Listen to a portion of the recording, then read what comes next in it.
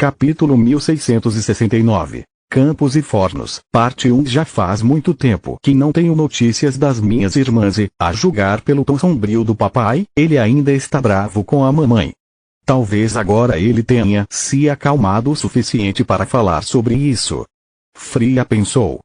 Rena e Seton queriam verificar Ezequiel e ter certeza de que Leria teria todo o apoio de que precisava. Desde o ataque do imitador à casa de Zinnia, as crianças se recusaram a voltar para Lutia, gritando de medo. Nem mesmo depois que Litus fez conversar com Frei Filia sobre o amuleto de comunicação e tranquilizar Aran e Leria de que nada de ruim havia acontecido com seus amigos, eles quiseram passar pelo portal de dobra novamente.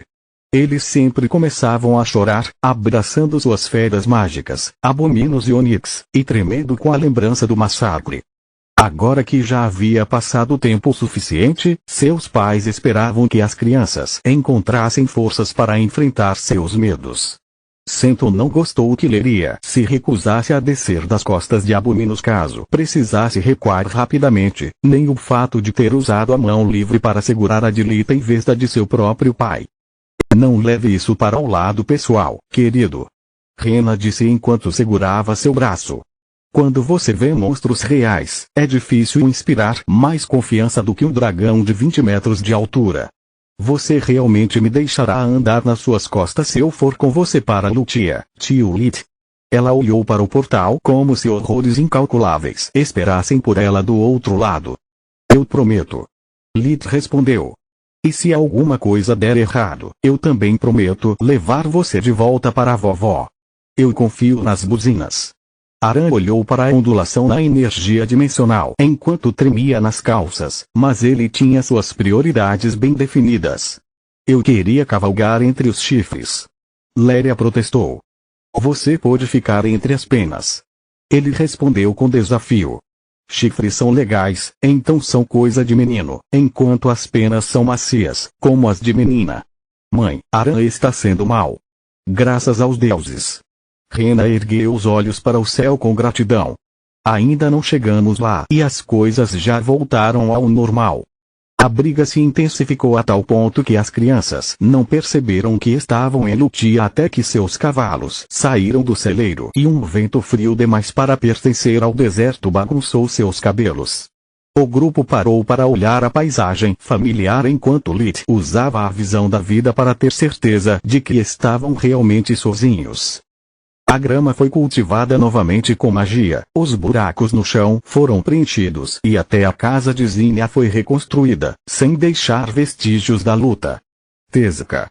Lit disse depois de não conseguir encontrar nenhum vestígio do Eldritch. Nenhuma resposta veio e como também não havia sinal de ameaças iminentes, ele foi o primeiro a sair das linhas defensivas da casa Veren. Graças aos deuses você está de volta, Haas. Bromon, um dos amigos mais antigos da família e chefe dos lavradores, correu em direção a eles. Eu me certifiquei de que o exército consertasse os campos, mas depois de arar e fertilizá-los não havia muito que pudéssemos fazer sem você. Ele apontou para os homens que cuidavam dos campos que já estavam prontos para a semeadura. Havia um boato de que você havia se mudado para o deserto e não voltaria. Muitas pessoas queriam pedir demissão e procurar um novo emprego. Foi difícil convencê-los a dizer isso, especialmente com a fome. O que você quer dizer? Haas estava muito ocupado aproveitando suas férias primeiro e lidando com o trauma de Aran depois para se preocupar com rumores. Este ano as pessoas não querem ser pagas com dinheiro, mas sim com comida. Um campo não cultivado não produz nada e todos estão ansiosos por armazenar o suficiente para passarmos pelo próximo inverno. Bromon omitiu a parte sobre ele ser um deles. Ele permaneceu por lealdade, mas o medo tornou-se mais forte a cada dia de trabalho perdido à espera do regresso de Haas. Houve até um boato de que a coroa teria confiscado seus campos como compensação pela morte de todos aqueles pobres soldados. Isso é só uma cutucada amigável de Rena, lembrou Haas das crianças. Absurdo. Nunca planejei sair do reino e a coroa nunca faria isso. Diga a ele, filho. Não se preocupe, Bronham. A situação em Lestrar está resolvida e em breve não haverá mais necessidade de racionar a comida. Eu cuidei disso. Lit não pôde compartilhar nenhum detalhe de seu trabalho, mas teve permissão para piscar. Broman era um homem prático e isso era tudo o que precisava saber. Graças aos deuses você está aqui. Lit Broman apertou sua mão com gratidão. Eu me pergunto como seria o reino sem você e aquele gentil cavalheiro, Vastor.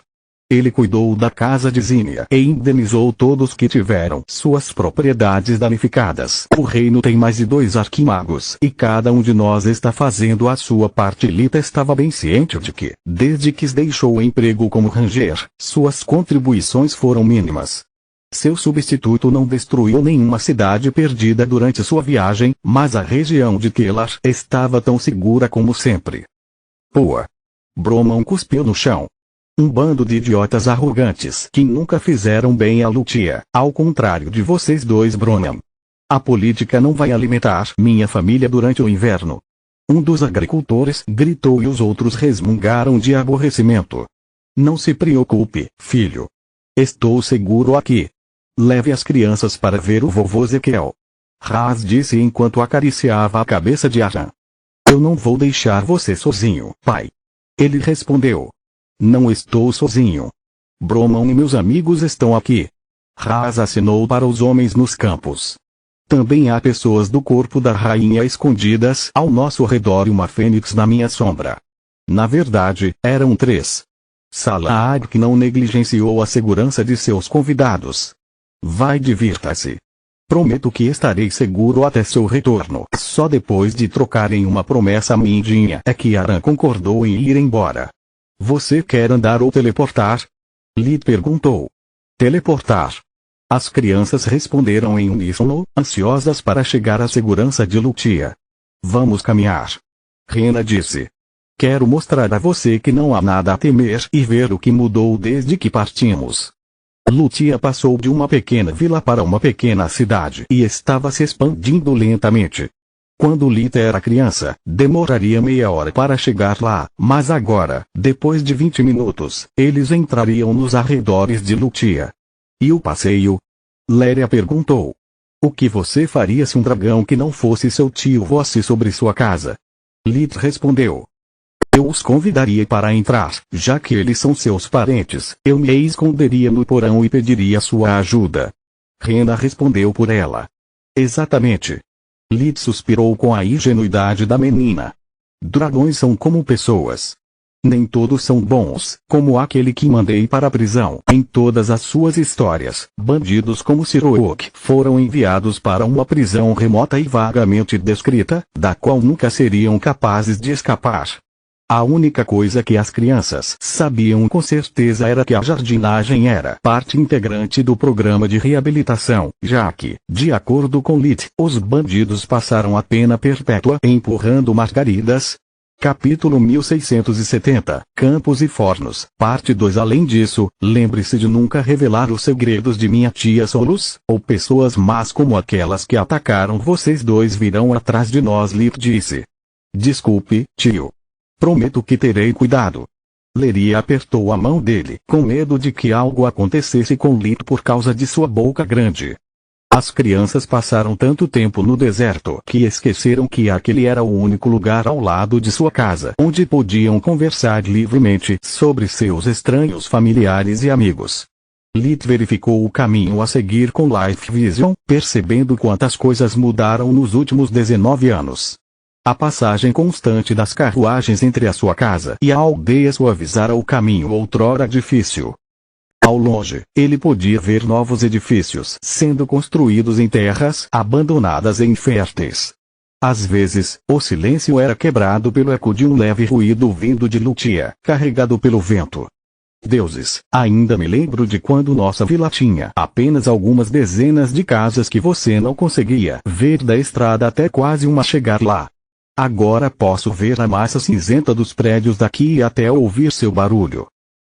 Lit parecia um homem velho até para si mesmo.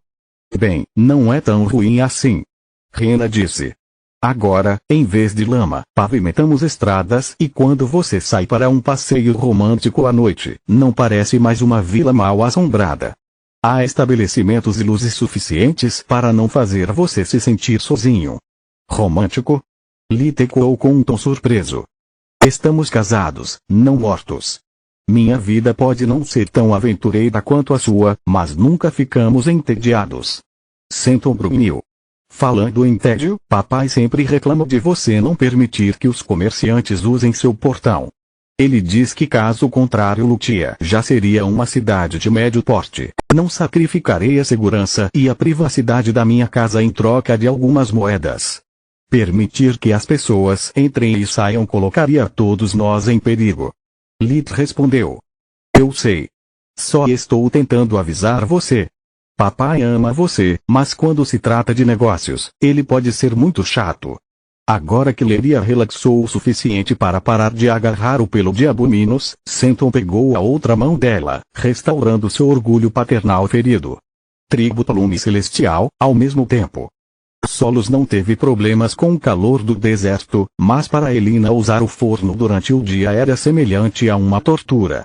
As noites frias eram um momento perfeito para pedir uma aula de culinária e bater um papo. Principalmente agora que as crianças estavam fora e não iriam entrar em nenhum momento exigindo atenção. Além disso, a ausência de Lit tornaria mais fácil a abertura de Solos.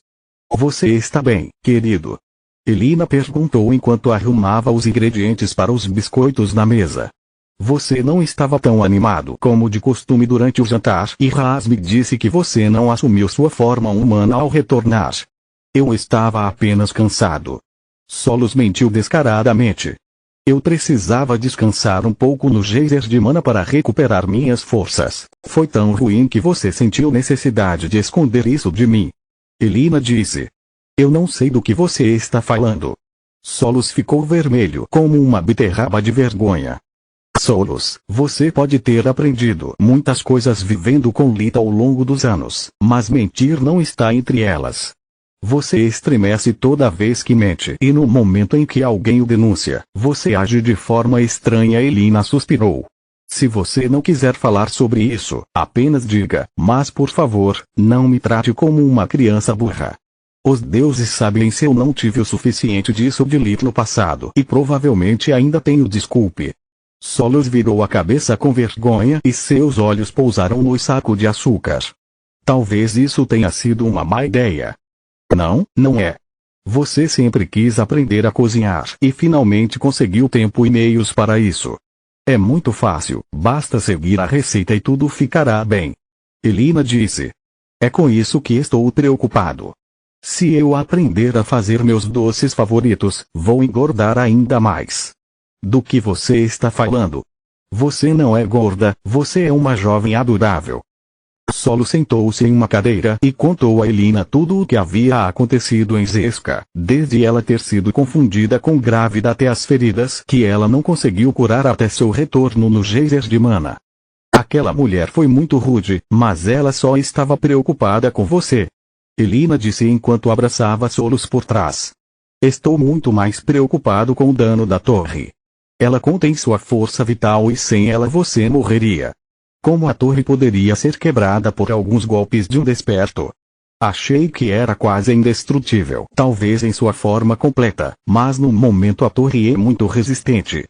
E isso apenas enquanto for alimentada por um geyser de mana.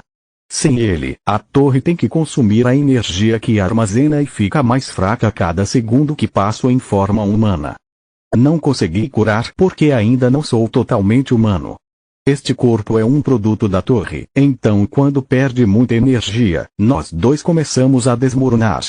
Sou como um cavaleiro, mas meu núcleo de poder precisa de muito mais energia que o deles para funcionar. Não é justo. Solo suspirou. A vida raramente é. Elina respondeu. Veja o lado bom. Agora você sabe como é estar cansado, com fome e como é frágil a vida de um ser humano. Você diz isso como se fosse uma coisa boa, mas essas falhas não são. Solos respondeu. Sim, mas também são eles que diferenciam um ser vivo de uma estátua. Você passou anos se preocupando se era uma pessoa ou um pedaço de pedra encantado e sabe que sabe. Eu digo que vale a pena comemorar em vez de meditar. Elina disse. Obrigado, mãe. Solo se levantou, retribuindo o abraço de Elina e derretendo seu coração. Como preparo biscoitos de chocolate? Você só precisa de farinha, ovos, açúcar, manteiga e uma pitada de sal. Elina enfatizou a última palavra, lembrando-se dos biscoitos de pedra de Solos. As gotas de chocolate vão por último, então nos preocuparemos com elas mais tarde. A parte mais complicada é o começo, já que você não consegue sentir o gosto da massa antes de terminar. Solo seguiu suas instruções, adicionando a manteiga e o açúcar à farinha e amassando-os antes de adicionar os ovos. A propósito, mãe, ainda não menstruei, mas, você o quê? Elina congelou enquanto olhava para o útero de Solos e contava mentalmente os dias desde que Solos recuperou seu corpo humano para ver se os números batiam. Aquela mulher exesca estava certa, mas ainda não se passou nem um mês inteiro. Como pôde o pão já estar no forno? Talvez tenha acontecido quando ela se fundiu com Lit e ele permaneceu em êxtase ao longo de seu corpo. Ela prometeu interiormente nunca mais subestimar a intuição de uma mulher. Ok, isso saiu errado. Solos corou até as orelhas. Eu quis dizer que mais cedo ou mais tarde também recuperarei a menstruação e quero estar preparada. Meu Deus, e aqui eu pensei que Lit era horrível para iniciar conversas. Preciso me sentar. Elina respirou fundo algumas vezes. Não se preocupe, querido. A menstruação de uma mulher não é nada complicada. Falaremos sobre isso assim que meu coração começar a bater novamente. Continua no próximo vídeo.